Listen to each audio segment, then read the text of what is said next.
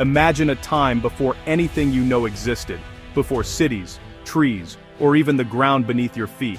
Our story begins not on Earth, but in the vast dark expanse of space. Our cosmic address is a planet, a solar system, a galaxy. To understand ourselves, we must first understand where we came from. About 4.6 billion years ago, in a quiet corner of the Milky Way, a giant cloud of gas and dust floated silently, a stellar nursery.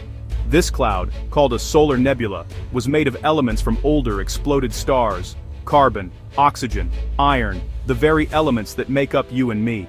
We are, in a very real sense, made of stardust. A disturbance, perhaps a nearby supernova, caused the cloud to collapse under its own gravity. It spun faster, flattening into a disk, with the center growing hotter and denser. This was the birth of our sun, the first major event in our solar system story. As the sun ignited, the remaining material clumped together. Tiny grains to pebbles, rocks, boulders, and then planetesimals. These were the building blocks of the planets. Our solar system was a chaotic construction zone, with giant bodies smashing, merging, and growing over millions of years. This cosmic dance set the stage for our world. The story of Earth is written in starlight and cosmic dust, a tale of violence and beauty. Our home, the planet Earth, became a cradle for life in an often unforgiving universe. And so, our journey begins. Out of this cosmic chaos, a new world was born, the Proto-Earth. It was not the gentle blue planet we know, but a molten ball of rock and metal. Asteroids and comets bombarded the surface, generating immense heat and melting everything in their path. The Hadean Eon, named after the underworld, was a world of fire and brimstone. As Earth grew, pressure and radioactive decay kept its interior molten. Heavy elements like iron and nickel sank to form the core, while lighter rocks floated to form a thin crust. Volcanoes erupted constantly, spewing lava and gas. The sky was a choking shroud of carbon dioxide, nitrogen, and methane. There was no oxygen, and the air was poisonous. The young sun was weaker, but thick greenhouse gases kept the surface scorching hot. In this violent stage, a Mars-sized protoplanet named Theia collided with Earth. The impact vaporized Theia and part of Earth's mantle, sending debris into orbit. Gravity pulled this debris together to form our moon. The moon's formation stabilized Earth's wobble and created tides, crucial for the development of life. The planet was hostile, but the stage was set for transformation. From fire and chaos, the foundations of our world were laid. The next chapter would see Earth cool and transform. The journey from fire to water was about to begin. As the chaos subsided, Earth began to cool. The bombardment lessened, allowing the surface to harden into a fragile crust. Volcanic activity still raged, but a more stable world was emerging. Gases from volcanoes formed Earth's first real atmosphere, thick with water vapor, carbon dioxide, and nitrogen, but almost no oxygen. As temperatures dropped, water vapor condensed and it began to rain, relentlessly, for millions of years. Water filled basins and craters, carving channels and valleys. The great oceans were born, transforming Earth into a blue planet. These early oceans were likely fresh, but over time, they became salty as they dissolved minerals from rocks. Water stabilized the planet's climate, absorbing heat and preventing wild temperature swings. The arrival of liquid water was a game changer. The fiery world had cooled, the waters had gathered. In the depths of these dark, primordial oceans, something extraordinary was about to happen.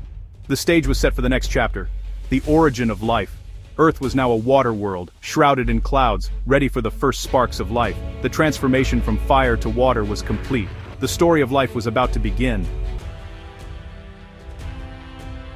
With oceans formed, Earth had the key ingredient for life: liquid water. But life needs more: complex chemical building blocks. The early atmosphere, rich in methane, ammonia, and carbon dioxide, and the mineral-rich oceans created a primordial soup. Energy from lightning volcanoes and intense ultraviolet sunlight sparked chemical reactions. Simple inorganic molecules transformed into organic molecules, amino acids and nucleotides, the building blocks of proteins and DNA.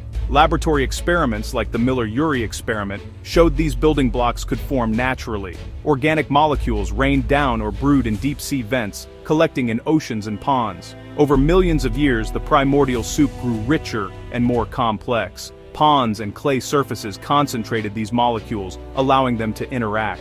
The simple, non-living building blocks were about to organize into the first living things. The recipe for life was complete. Now, the cooking would begin. In the warm, shallow waters of early Earth, the line between chemistry and biology was crossed. Simple organic molecules organized into long chains, amino acids into proteins, nucleotides into RNA. RNA could store information and act as an enzyme, making it a likely candidate for the first molecule of life. Fatty molecules formed spheres, vesicles, that trapped RNA and other molecules, creating protocells. These protocells had an interior environment, allowing life's chemistry to happen more efficiently. They could grow, split, and, if their RNA could copy itself, reproduce. This was the dawn of natural selection, the driving force of evolution. Life, in its simplest form, had begun. The earliest life forms were single-celled prokaryotes, similar to modern bacteria.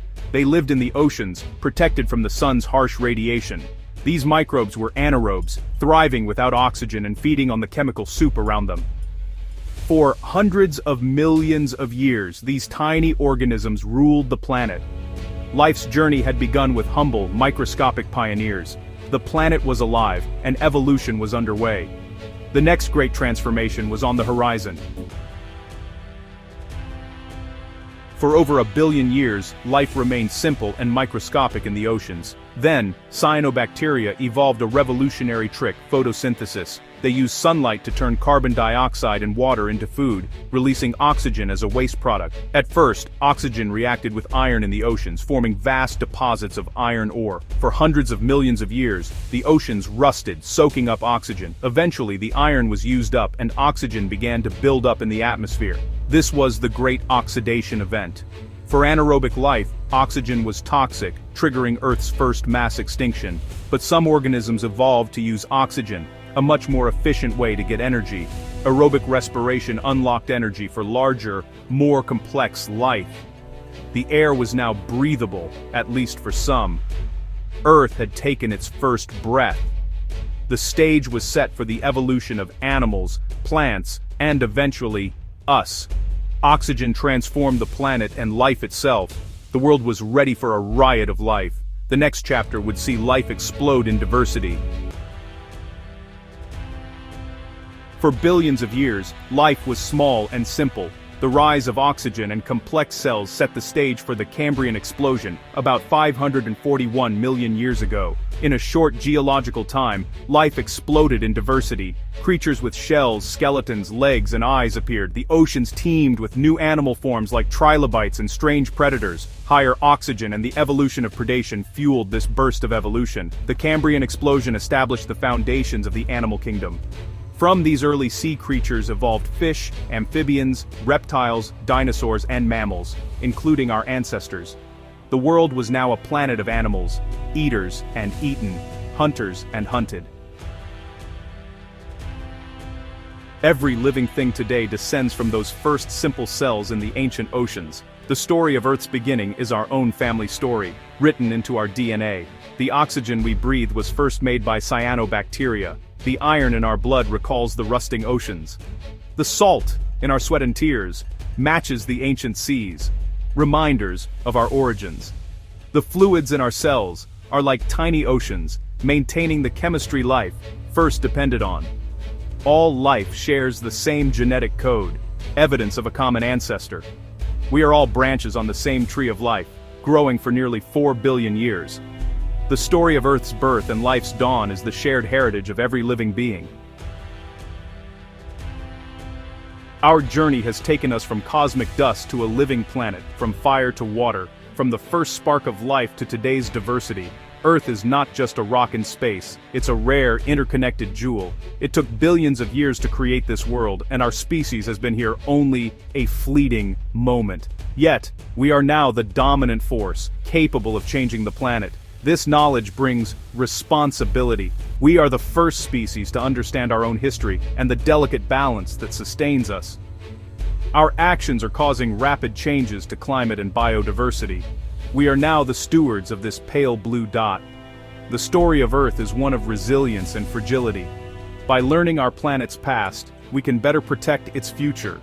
The story of Earth continues, and the choices we make will shape the next chapter for all life to come.